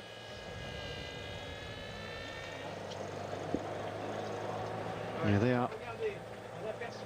And on the front it is Vicente Garcia Acosta, just giving way to the Lampre boys, pulling along. David Loosely in the middle, just coming to the front now, the Swiss rider. And I think Sean is absolutely right that they're trying. They've got a double purpose, of course. Valjevet's lying third overall, and they want to make sure that the gap is cut down enough. And they also have Daniele Benati, who's doing very well indeed. And these guys just darting off the back now, having a real problem. Sergio Paulino is the rider, having real trouble at the back, and it shows that the pace has been pretty high, pretty fierce, Sean, trying to track these guys down, because we're losing men off the back now. They're just being ridden off. Yes, that tells the pace is quite high here, and I'm wondering where they lost the contact. Did they lose it a bit on the descent with the crash of the Escatel rider, or you know, just did they get lose contact because of the speed? It's difficult to know. I haven't really seen, but we can see the main group here. I think, what have we got, 45 riders maybe, and you know, riders in between and groups of riders. We see a big split of a number, 35, 40 riders here trying to get back at 10 seconds behind, but I think up front we see, you know, the Case de Pang riders, the Lampre riders, they're really setting the pace strong now, so it's going to be always difficult for these riders to close this one. Well, whether they got caught on the descent or with that crash, or just on the descent itself, there was a lot of riders still halfway up the descent, in fact, when these guys were coming out of where the main peloton bunch was coming out the bottom. We saw Rembet Wallinger, who'd already run off the road at a slow point in the hill, tacking on the back. So if we actually saw a shot of him at the back of the peloton, or two or three groups of the peloton, we'd have a little bit better of an idea. But I think that they lost contact on the descent to start with, and then once you've got a gap of maybe 10-15 seconds, Sean, and they're going hard at the front, you can see them, but trying to catch them and close that gap down is torture, isn't it? Yes, well, it's a major task, and you know, first of all, they're in that position because they're starting to suffer a bit, and the riders who are further back on the climb and further back on the descent, you know, they're the ones who are starting to pay the price of this race and the distance, of course, the difficult stage we've had. And when you get in that position to close a gap of 10 seconds, it's always a major difficult, especially when you have a number of riders riding on the front and a number of teams, of course.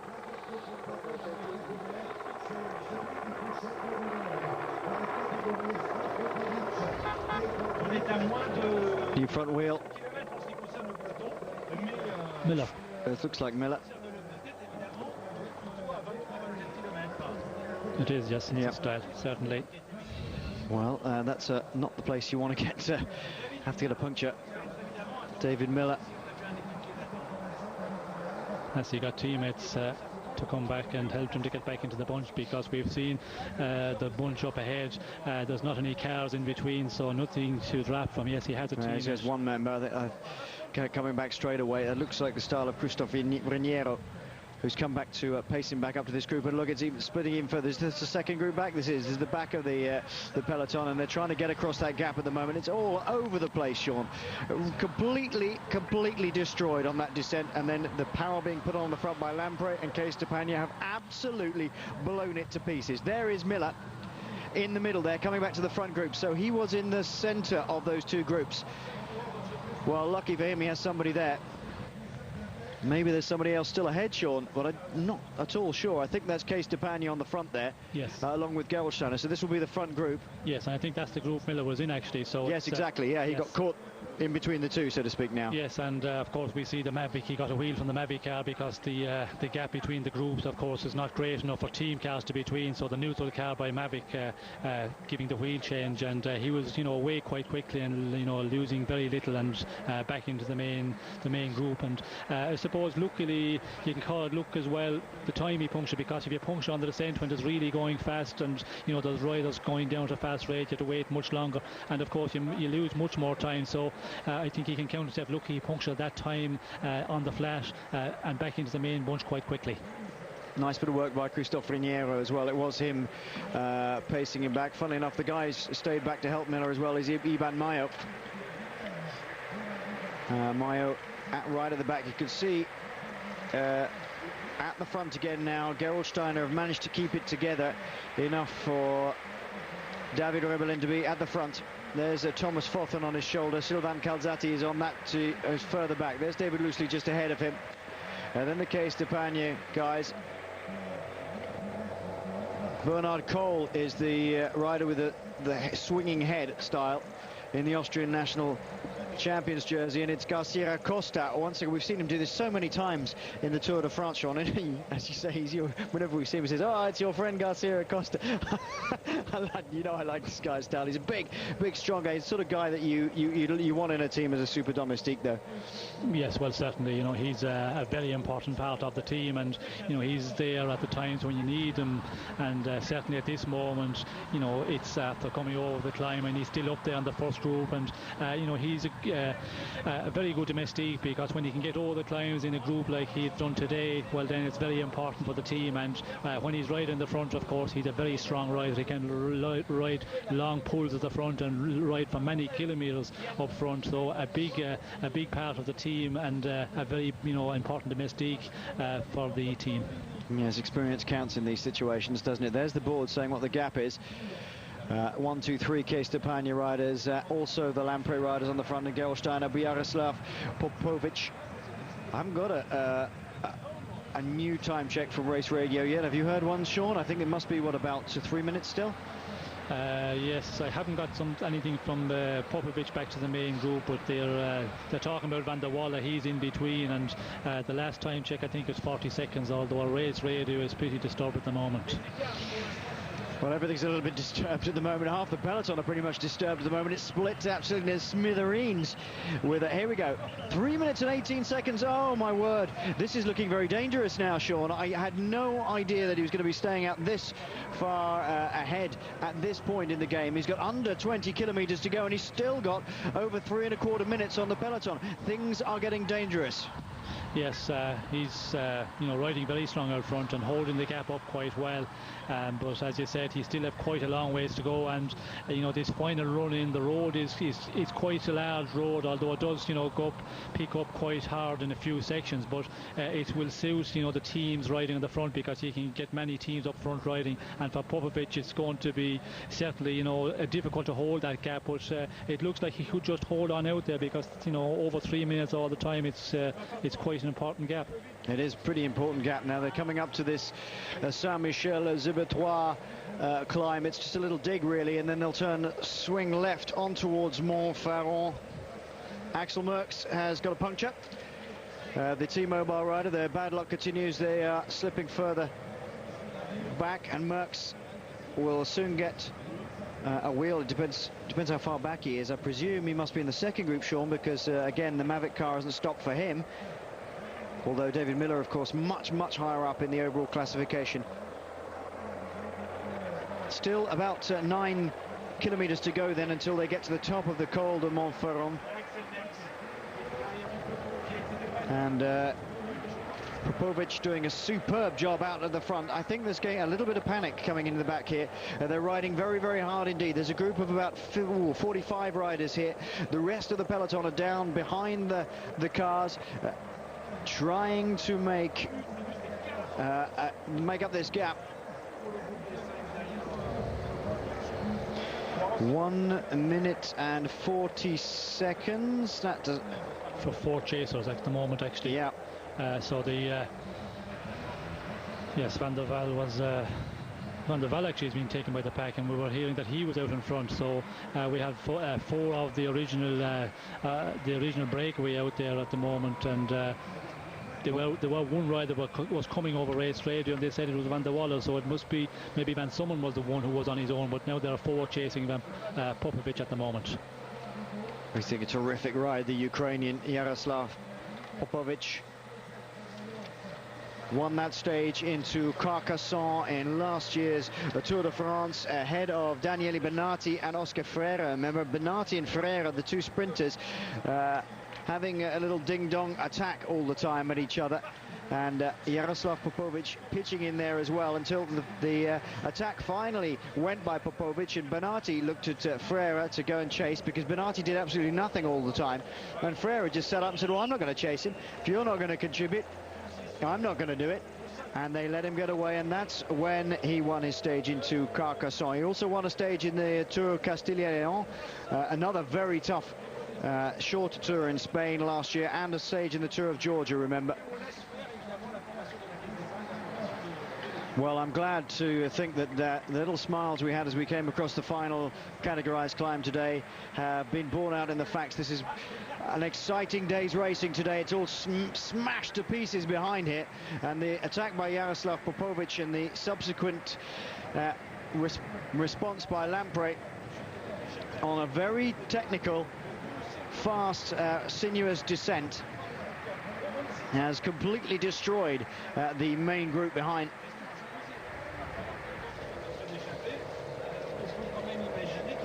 Well, Gerolsteiner still got a couple of riders to the front. I think they said Zeberg at the front. I think it is. Looks like him crouch style over the bike.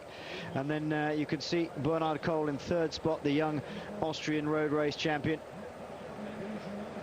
And behind him, I think it's Perez coming through now for Cees Stepanje, taking turns on the front. Francisco Perez, very tall, gangly rider, and the shorter, sort of cherubic-faced Bernhard Kohl, a very good climber, being forced to do a lot of time trialing on the front here. There's a T-Mobile rider in there. Is it Sean, or is it a Predictor Lotto rider? I can't really tell with that sort of pink on the side. And we haven't seen many of them up the front.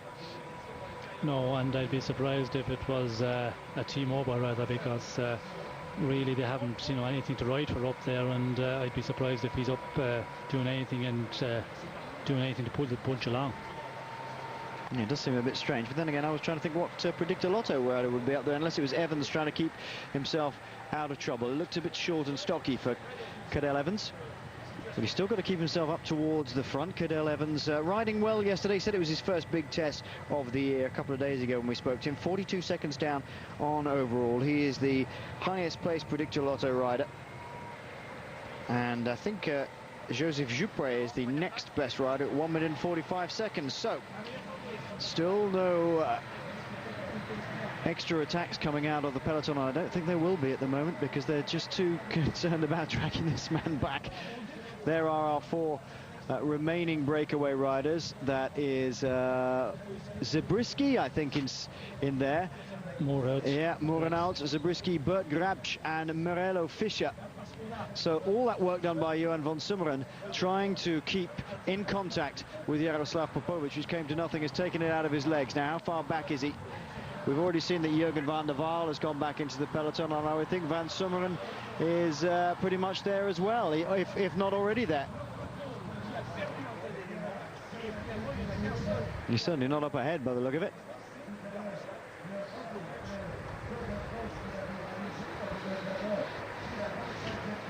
Young Heinrich Hausler wearing the polka dot jersey, done a lot of work earlier in the day for his team leader David Rebellin, has slipped off the back. Oh, it's beginning to hurt for Popo. It really is beginning to hurt for him now. It's how many? 15 to the end. He's still got some climbing to do up this long drag of Montferrand. And is that Dirk de Mol in the car? They're going, come on, come on. You've got 15k to go. Just 5k more effort and grind out of this legs. Keep it calm. There he is. Ekimov. Oh, it's Ekimov. Yes, yeah. Václav Ekimov is now working alongside Dirk de Mol, learning the strings, about being a director, and they want somebody with that much experience. Well, if you want somebody who knows a little bit about time trialing his way to the end, Ekimov's your man. Well, he'll certainly get good advice there from Ekimov, because he's the one who was specialist at that sort of thing, as we see Popovic done. Calciro Costa takes over from Francisco Perez, and they're all struggling.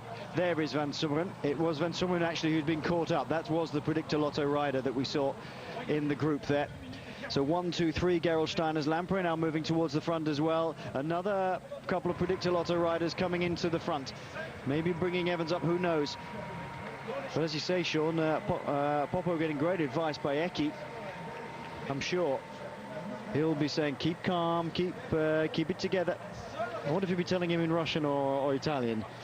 Well, it sounded like Italian actually, or Spanish, but I think he will be saying to keep it at 100%, because that's what he's got to do out here in front of Popovic. And we can see that row there. It's a difficult row on your own.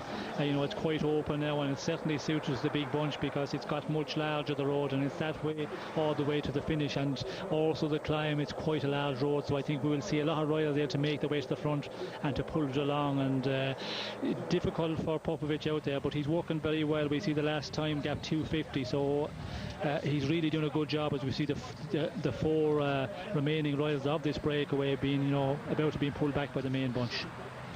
2 minutes and 50 seconds. Well, he's doing a fabulous job, but it's beginning to get a little tight for him. 2:21 was the gap between David Rebellin and Jaroslav Popovic, and Rebellin will not want Popo in yellow tonight. He's one of the most difficult characters to control. Look at this, 1, 2, 3 Predictor Lottos on the front as well, Sean. Yes, it's surprising to see them up there. Then they must think they have some chance maybe in this final run in. I don't really know who could do anything within the team, because when you look at the team they've got, there's no really good sprinter there, unless Evans thinks he is a chance in this sprint, because it is, you know, quite a difficult running. But when you look at the riders are there, and I think there's quite a number of very fast sprinters, or quite a good finishers here in this main bunch all the time. Yeah, it's I wonder if Chris Horner might give it a dig if he's feeling well. Horner, or I don't think Mario Arts is up to that.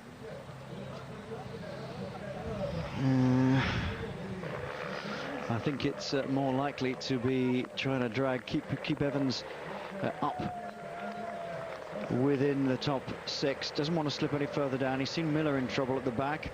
He's got onto the back of this group at the moment. They're still working very, very hard to try and drag him back. I am surprised to see Predictor Lotto up the front, but obviously they must think that they can do something today for the victory, as Sean was saying. Maybe Horner. Maybe Senchens, who knows. Well, Keistapania getting a little bit of a breather now.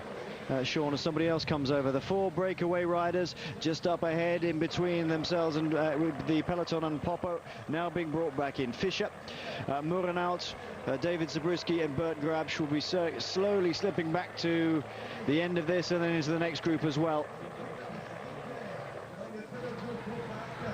Well, this is extraordinary racing today. Sonia Devall right up in that group again now. Number 161 is David Miller, and the gap has come down to 2:24, just 3 seconds yellow jersey lead on the road for Jaroslav Popovic. And look, the Discovery Channel boys coming to the front of this group now. It's now the time to keep Alberto Contador up towards the front. Jaroslav Popovic is within not catching distance, but playing the card to get the yellow jersey. Looks as though it may not quite work now. There's still a very fast run down. He's still working hard, but they're gradually eating into his lead.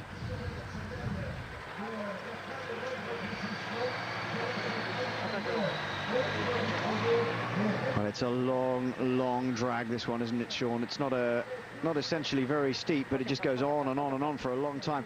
Having said that, though, it's a very fast run down the other side. Maybe he's getting some inspiration from Kolobnev, you never know. Well, yes, of course. You know, when you look at the stage victory of Kolobnev, it looked like, you know, that it was, you know, almost impossible for him to stay out there, and he just, you know, went off out there and, you know, rode very strongly. But Popovic is doing the same thing. He's, you know, still looking very strong and holding that gap. 10k is 2:24, 2:15 at the moment, just inside the 10k to go, working at it very well. And if he gets over this one, of course, there's quite a good descent, so that will be an advantage to Popovic. And I think, you know, he could just about hold off, because we see up here in the bunch, I know there's a lot of rivals teams on the front, but really the pace is not majorly high for the moment. It's interesting, isn't it? Chris Horner is on the front doing his big turn. Mario Arts is just behind him. Cadel Evans right at the end of the line. There's Levi Leipalmer, Franco Pelozzotti. I think that's Bobby Julich, although the screen's gone very dark, just on the shoulder of Cadel Evans. That sounded a few alarm bells, I think, Sean. Cadel Evans coming towards the front. Some of the big favourites thinking, hey, we've got to get up there. There's Christian Prudhomme, new head of the Tour de France organisation, which, of course, the ASO, which deals with this race as well. Just behind Jaroslav Popovic. I think it's beginning to tell with Popo now. He's looking to be suffering, and gradually it's beginning to tell on him. If he can get over the top of this, then maybe he was in with a chance. David Loosley, who was doing some of the driving earlier, just dropping off the back very gently indeed. That's Igor Astaloa, the former world champion. Rode a season with Barlow World after, well, rode for Lamprey after his world championship, did absolutely nothing, and then didn't get a contract, had to go to Barlow World, and has worked his way back up to Milram, but he's lost contact with the back of this group. But that's Irizar, Mikhail Irizar, who's I think must have had a mechanical, because he's doesn't seem to be losing any power. He's just gone straight back past his countryman Igor Astaloa into the group. 1, 2, 3, 4 riders around Sanchez in the middle of this bunch at the moment. So all the favourites present at the front here, Sean, but Predictor Lotto doing the work for Cadel Evans. Yes, it's a major surprise to see them, you know, taking up the chase, and it looks like that the only team riding at the moment. The other teams are prepared just to sit in behind and leave them do the work on the front. And, you know, at least 5 of the Predictor Lotto riders, you know, pulling it along here. I don't really know why, because it's going to be always difficult for, like, if Cadel Evans, it's not that steep a climb. If it was a real steep climb for 2 or 3 k's, well, then you would say Evans would have his chance. But on this one, I think it's not difficult enough for him to be able to contest this sprint victory and go for the stage. Surprising, very surprising indeed. 1:55 is the gap at the moment, and that would put Jaroslav Popovic up into, well, that's 1:48. It's coming down quite quickly now. We would still put him up in the top 6. Oh, this is the summit, by the way. He's coming over the top now. Well, they say the summit, there's still a little drag up from there, interestingly. Well, Cadel wanting to obviously keep himself up there. I'm majorly surprised to see him up there. Maybe he thinks he can do something, but certainly the pace is high enough to have only about 40 riders up here now. Sanchez, I'm pretty certain, is in here because he's got 1, 2, 3 riders around him. Pelazzotti we've seen. Who else can we see back in this group? Bit further back, the Lampre boys working for Bernardi. I don't know whether Bernardi's in this group, but I would presume he is. You can see Tosato there for Quick Step, and it's a completely different ball game for Quick Step today, isn't it, Sean? Tom Bonan's decided, well, enough for me, I think. Fuchler. Thomas Fuchler, and they were still hanging in there and working his way gradually towards the front. Here's Thomas Fuchler. There's Jakob Piel, I think, in front of us. Gangly bloke that he is. It could be Michael Barry as well. And Michael Barry is incredibly tall and gangly. And I think it was Piel right at the back. Rebellin still in good shape there, and Evans looking across to see him and finding him there without really realizing it, I think. And Pinot up towards the front as well.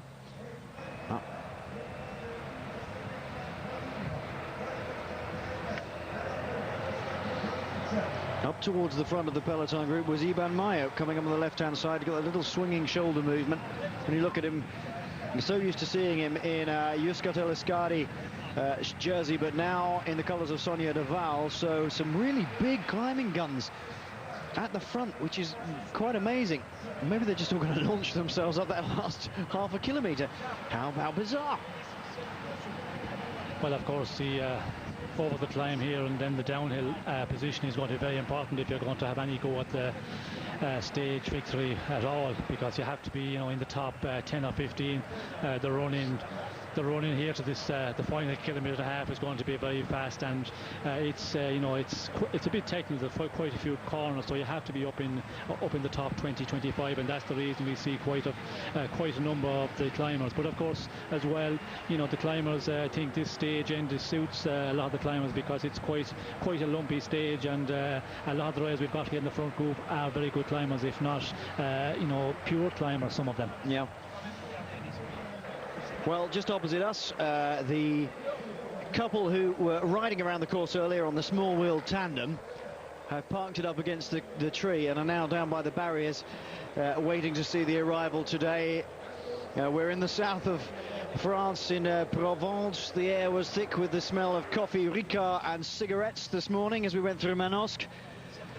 And the crowd lining the side of the street now. It's just a little bit of the way out of the town centre, up by the sports centres they so often are. But if only some of these guys out opposite us could just have seen what's been happening today, out on that last climb of the day that overlooks their town, the Col de Morte d'Imbert. And Popo seems to be getting a little bit of a second wind. He's had a little bit of a breather, so to speak, in relative terms. This is a very, very fast downhill all the way into Manosque now. He's got 1 minute and 15 seconds ahead of the peloton. They're trying to home in on him. It's still a pretty big gap. And I think that's what they're more concerned about now, Sean, isn't it? I mean, 1 minute and 15 seconds with less than 10k to go. Well, certainly, you know, they're concerned certainly with Popovic up there, but you know, the stage victory, first of all, is still to play for, because 1:15 at 8k, you know, it's possible for the bunch to come back. But with the legs of Popovic out there, he's still riding extremely strong, and we see him just some time ago on one of the corners, he went very wide, so he's on the limit all the time here, and certainly on the downhill, on the uphill, he's given it 100%, and it's, you know, it's possible for him to hang out there. Depends on this the bunch now, who's going to, really do the pulling in the last number of Ks. Benate I haven't seen there actually. I've been trying to pick out the jersey, but I cannot see him, and we haven't seen the Lamprey team doing anything on the front of the main bunch, although we have one up there now at the moment. So maybe they're waiting just to prepare the final sprint, and if we see there's two there now at the moment, so he must be there somewhere in this main group at the moment, but I haven't managed to pick him out there for quite a while. Interesting to see the lone rider from Astana up there. I'm not quite sure who it is. It could be Iglinski up towards the front, looking at his stature. But 1:10, it's being whittled away, being chipped away with 6.5k to go. It looks enough to me, Sean, for Popo to stay out there and take the victory. But what happens behind is anybody's guess. Yes, normally it's possible, but we must not forget the final kilometre and a half here where it kicks up, and when you're doing an effort like Popovic has been for the last 20-25 Ks, and really on the limit here, give it 100%. When you arrive into the last kilometre and a half, he's going to be tired, and if it's coming down, it's getting close, the peloton could just swallow him up in the final kilometre. All the pressure today was on Gerolsteiner to try and keep it together. They let this man go in a break. They tried to control the break at about 4 minutes, but then for some bizarre reason, when they got to the last categorized climb of the day, and the news must have come through, as they all have their race radios on nowadays, must have come through that Popo had decided to go out of the breakaway group and really go for it. The gap went up really quickly on the climb. It went from about 2 minutes and 12 seconds up to well over 3.5 minutes, very, very quickly indeed. And I don't know, were they caught napping? Were they just not strong enough, Sean? Were they waiting for somebody else to come in? It's just one of those questions that is almost impossible to answer until you speak to the directors. Jaroslav Popovic, winner in the Tour last year of a stage into Carcassonne, from a three-man breakaway with Daniele Benati and Oscar Freire, who bickered amongst themselves and let him get away, and then won a stage in Castile y Leon, as well as one in the Tour of Georgia as well. What do you think about that, Sean, that gap pulling out so quickly? Do you think it was just that Gerolsteiner didn't have the strength to close it down, or were they waiting for somebody else to help them? Well, I think it's a situation where Gerolsteiner were playing the waiting game and see who else would take up the chase, because if you take the chase very early on the climb, leading to the climb, you could lose some of your team helpers, and I think that was a concern. So there was a moment on the climb where there was a little bit of cat and mouse being played, and the teams looking at each other, and that's the reason Popovic actually pulled out the gap quite quickly. And I think we see then after the descent a lot of teams got together, but Popovic is definitely putting in a very strong performance here. He's holding at the minute. He's not coming down in the last 2 or 3 Ks. 105 is a gap coming over race rate at the moment, so it looks like with that advantage now as we come into the final kilometres, he can hold on. No, I think he's got that. I think he's got enough for the. This is that tight little roundabout, by the way. It's all right when you got one of you, but get a whole load of people going through there. It's very tight indeed. He's coming into the outskirts of Manosque now, and I think with 1 minute and 5 seconds in hand, he's the man who's going to take a stage victory today. And what an attack it was. He went out all day on the breakaway as part of a group of 17 that went with 9 kilometers gone in the day, and then that was whittled down to 7 riders at one time. David Zabriskie, Popo we're seeing here, Johan von Summeren, Bert Grabsch, Jürgen van der Waal, Morello Fischer and Koos Murenhout. That was attacked again by Jaroslav Popovic at exactly the right time, as they all dithered behind on the last categorized climb of the day. And he got away and pulled out another minute on everybody, and that was a fatal mistake for everybody to let him go, because he's going to take the stage today. They haven't managed to close down within the minute mark. Still this last little climb to come, and there's a really feel in his legs, Sean Money. This is a nasty, steep little climb. Yes, it certainly is. It's going to really hurt the legs, but the advantage he has as he comes up to the kilometre to go, Banner, over a minute. I think it's in the bag.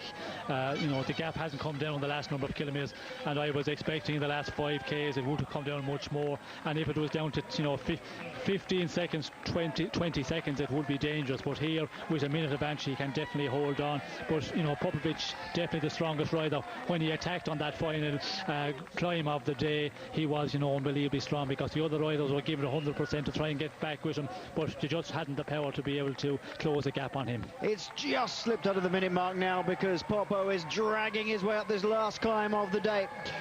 It swings around to the left, around the one-way system here in Manosque.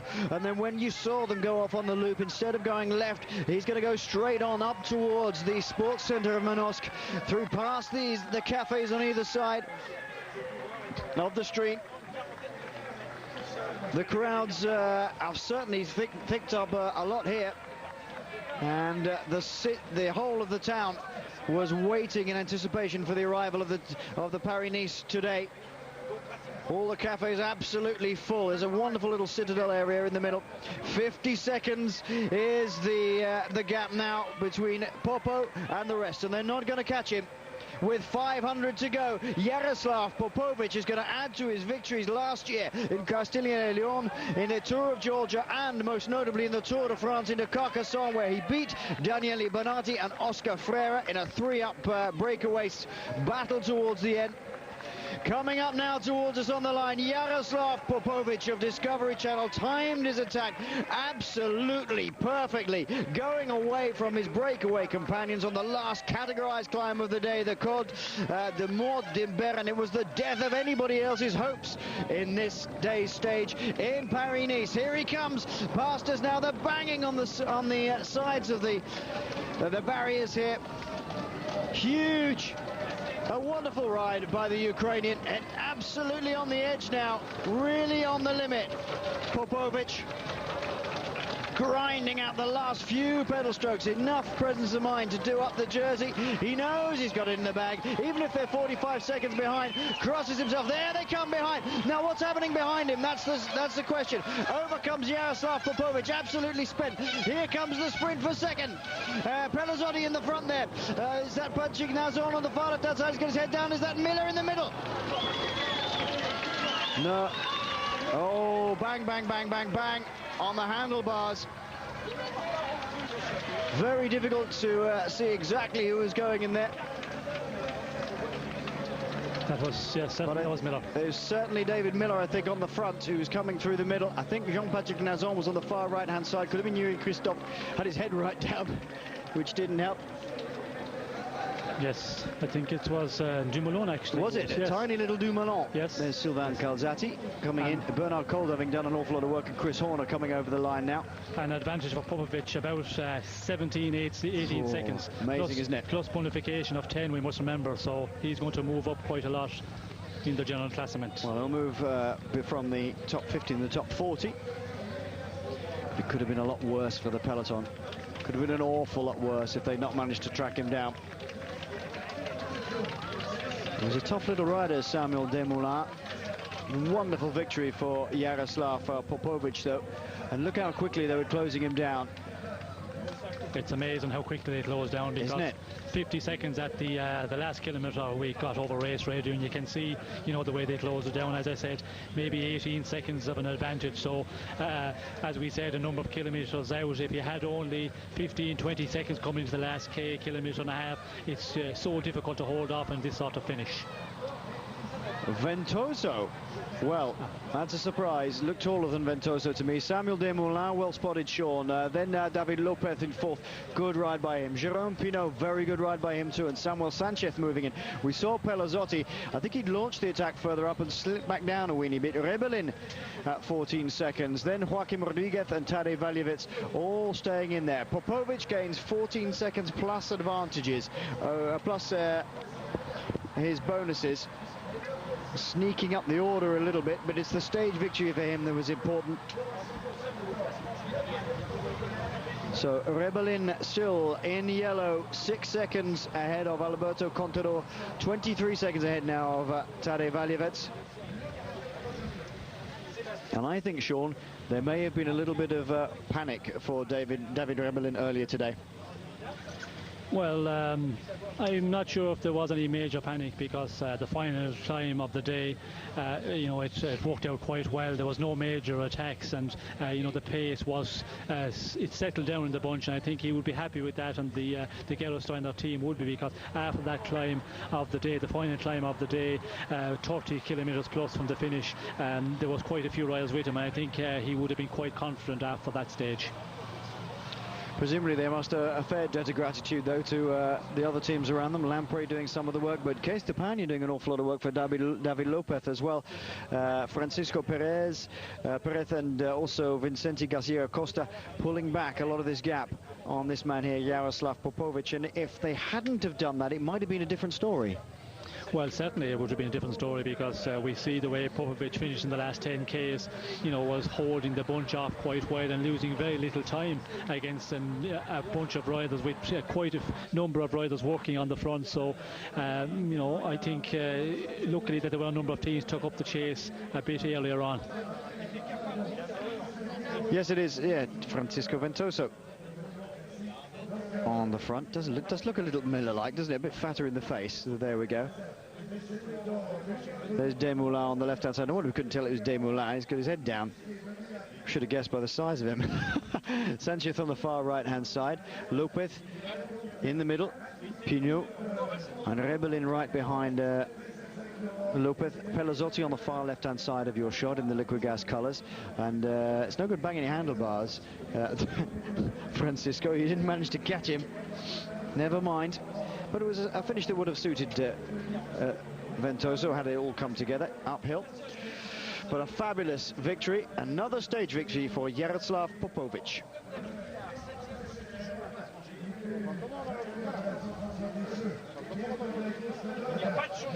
All riders still coming in over the line. That's Igor Astaloa in the Milram colours. Not been a good Paris-Nice for him. He came here as the leader of the Milram team. I think they were giving him an opportunity. And 4 minutes and 50 seconds down. Oh dear, oh dear. Well, they put their faith in Igor Astaloa for this, and it's been a little bit disappointing. Here's the overall classification as it stands now. Rebellin at 6, ahead of Contador, at 6. Tadej Valjevec at 23. Pelazzotti at 31. Joly still in there in the top 5 of 32. Then Evans, then Miller. Frank Schleck at 42 seconds. This is looking down on Manosque. And it's that long ring road that they went round. Now that has that last nasty little dig. But how difficult is it, Sean, to time your efforts right till the very last kilometre? Because you've got to obviously got to measure appropriately how much energy you've got, how much effort you've still got over the last 30 kilometres or so. It's terribly difficult, I should imagine. Yes, it's always difficult, to know if you've got enough in the tank to continue for the last 30 kilometres at the effort that Popovic was giving there. But certainly it was the best tactic to go on the final climb, because if they were together, that group of 7 riders, and if there were only 5 of them maybe stay together over the climb, for everybody to contribute 100%, and then they start attacking each other, and that's where you lose the second. So for Popovic to go away alone, it was probably the best thing to do. But it looked once again that it was always going to be difficult, but just an unbelievable ride, like very strong. When you see the last 10 Ks, the bunch was taking nothing back on him, and that tells you that he was riding very strong, because this run-in was not suited to a single rider out front. It's definitely suited a big group of riders who were chasing a leader down. But he did untold damage to the peloton on that last climb. It's not just the climb up that was the good bit of that particular attack. It's the fact that he'd obviously been briefed or realised or knew that it was going to be very difficult on the way down as well for anybody to catch him if he could get away. It was a twisting, nasty, bumpy little descent. We certainly had one crash, probably from a blowout. We're still not sure who it was. And one of the Euskaltel riders going down. It could have been Mikael Astaloza. Very tall, gangly rider, and we didn't have a race radio report on that, but we wish him well. If it had been a front wheel blowout, then he'd gone down pretty fast. But of course, with all the cars and motorcycles stuck in between Jaroslav Popovic and of course the 4 riders in the middle and then the peloton, using all that to his advantage, Sean, to keep that gap as high as possible.